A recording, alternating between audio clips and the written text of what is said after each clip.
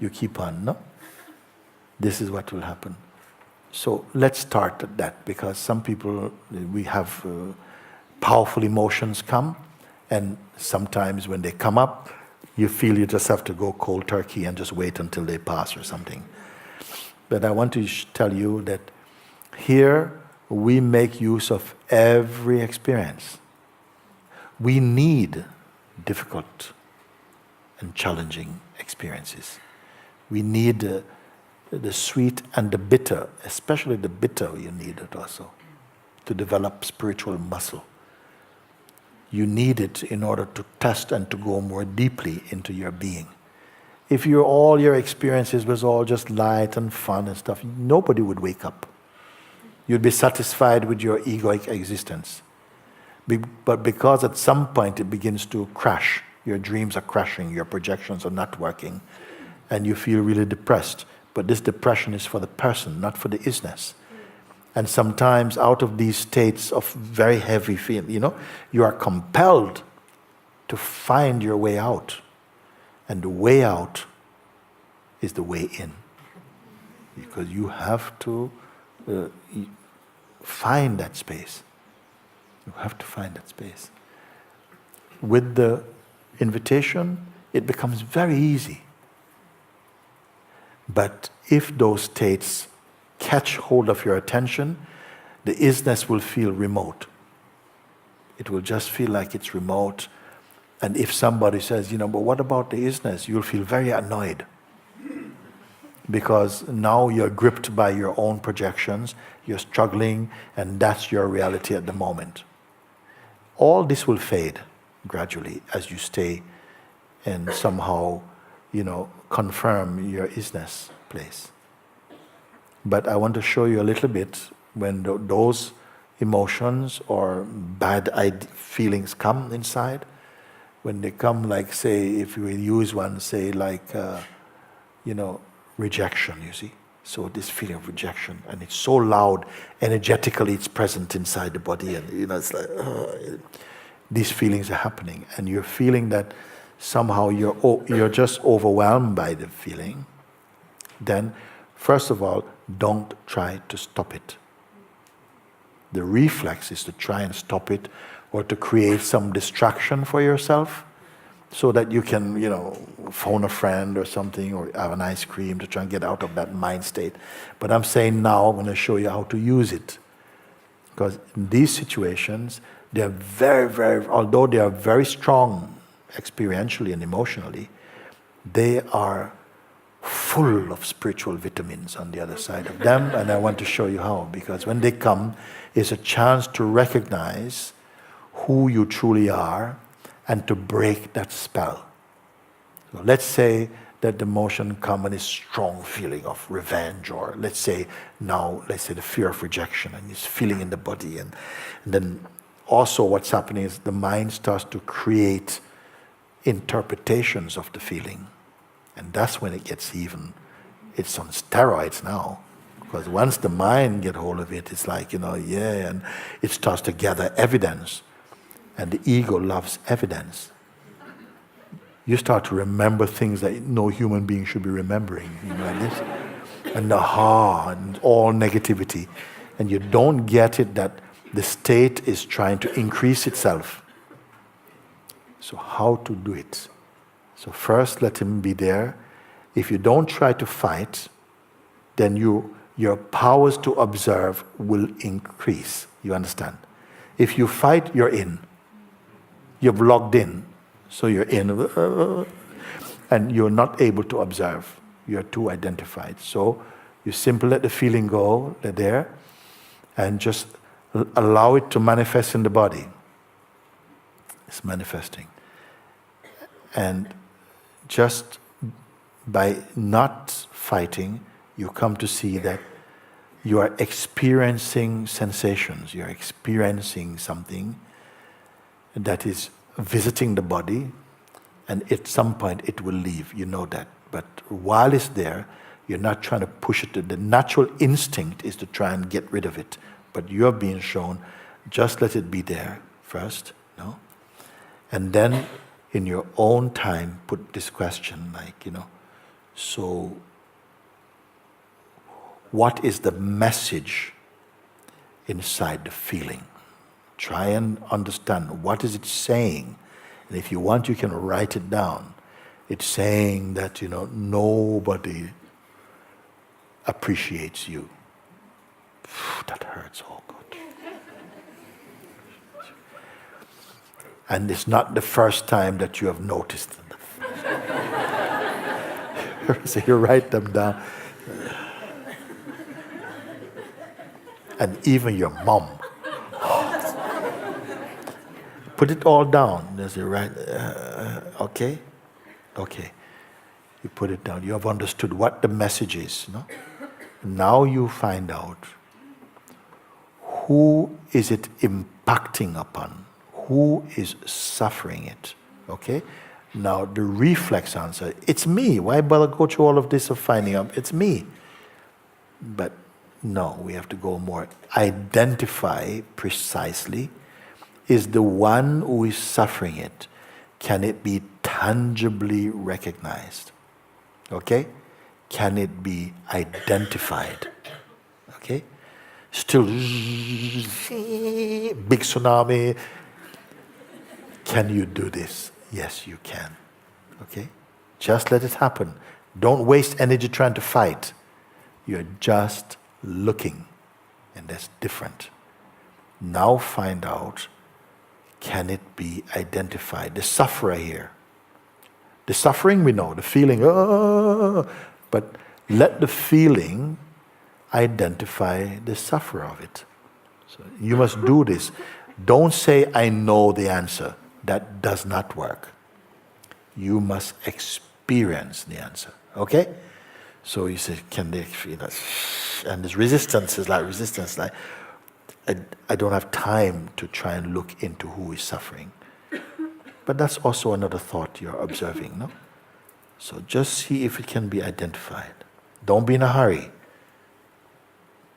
You can do this also. The feeling is there. Waves of mind attack, emotion. Oh.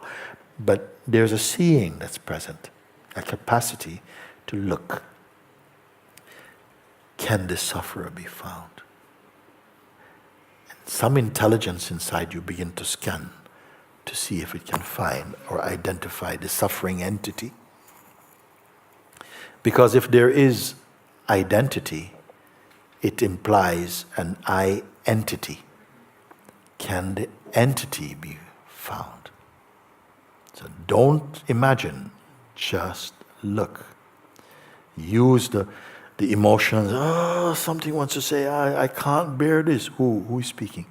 Who is speaking that? Can it be found? You see?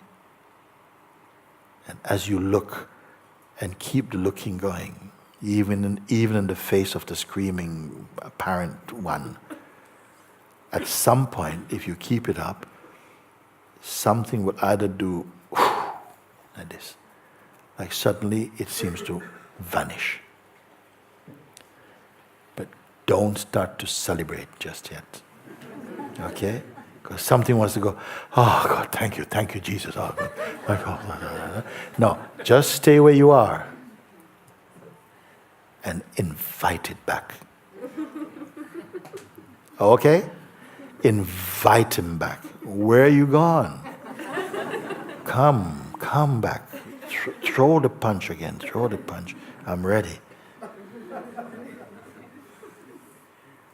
Come on, come. Where are you?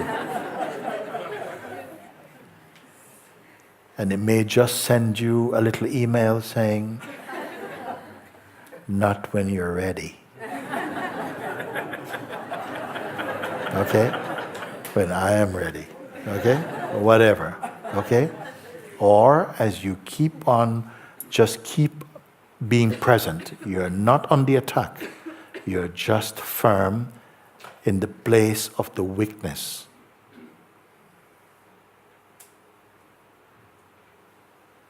Your intellect, your intelligence is still alive. The feeling is in the body. Don't put so much meaning to that. The body is made to take such feelings. It can take them. If it can take whatever else, it can take this feeling, okay? It will pass. Look, but your intelligence begins to scan to try and find, identify. They're suffering, so there must be a sufferer. Just do the looking. Don't create a sufferer. Just see if it can be found. And the mind, in the role of the assailant, of the one who is beating you, cannot keep up its power under the scrutiny of your observation. And it will either collapse like this, and you feel spaciousness again, or as you keep looking, this happens like,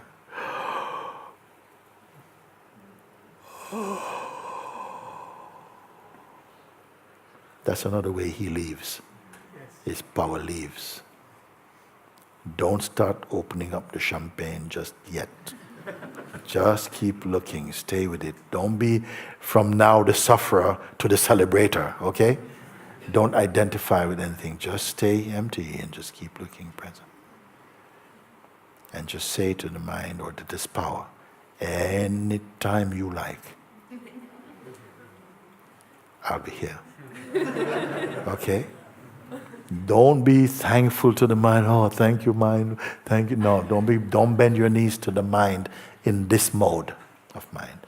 You are here to transcend its influence and its seeming authority by discovering the natural authority of the self. So this is a practical way like this. If you can go directly to the isness, better. Then you don't even have to do any inquiry just yet. Maybe save your inquiry for a really important moment or whatever. If you can come, as soon as you get accustomed to the space of the isness, at some point it will not require memory anymore. It will not require any practice. It will be your natural climate. Whatever happens, like I gave example before, it's like if you caught the flu for 3 weeks or something like that, then whatever you do in that 3 weeks is happening in the flu state, isn't it? Whether you're having a shower, you're on the phone, you're sending an email, you're at the supermarket, you're on the toilet, whatever it is, it's still in the flu state. The flu state is all-pervading almost. In the same way, everything that arises in you, every action that takes place, even the functioning of perception, is taking place in the isness. You understand that, isn't it? And it becomes so natural for you. Don't talk about it with anybody, not yet. Just be loyal to it. It is not personal. It is much greater than any person. You see? You're going back into your original state.